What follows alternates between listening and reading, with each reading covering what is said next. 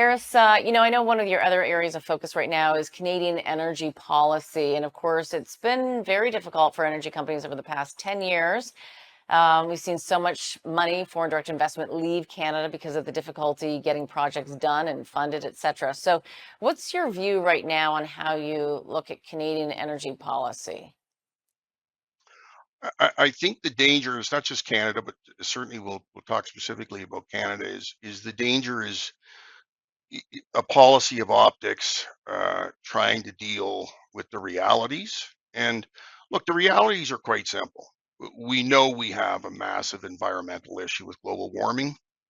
Um, to me, that's patently obvious.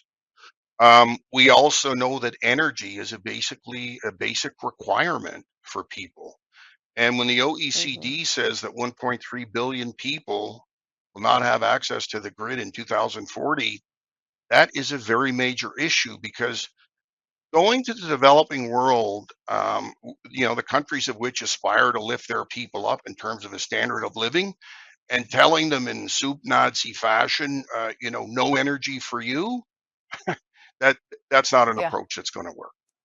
And then secondly, the demand for energy with EV and electrification, and we just spoke about AI, they're talking about data centers in the United States going from 3.8% pull on the US energy grid to 9% by 2030. So not contract the energy demand is very far from contracting. It's actually expanding, and electrification and AI are going to further accentuate the enormous Hmm. demand on the grid. And that's the Hmm. reality that I think we as a nation have to operate within in terms of let's say, our energy policy. Hmm. So does that mean that you think that there's a lot of opportunity in energy still, and perhaps it's required by a change of government to make sure that we can unleash some of the opportunity that we have in Canada? Well, it comes down to this. Like, the practical reality is we're a nation of 38 million people that have the good fortune to be next to the world's most powerful economy. And we become a G7 nation and had G7 level wealth by selling that economy raw materials as a natural resource superpower. That's it. That's all. That is the Uh-huh. foundation for Canada's wealth. That's how we built infrastructure, education, and healthcare. And that's how we need to do it going forward. If I look at something like liquefied natural gas, LNG, LNG to me is the last viable hydrocarbon at scale. It will be replaced by other technologies, the sooner the better. But we Hmm. have no feasible solution to displace coal from the energy grid. And LNG is 60% less polluting and is the only viable mechanism to displace coal and offer people globally a product that they can use. Canada is Hmm. a natural gas superpower.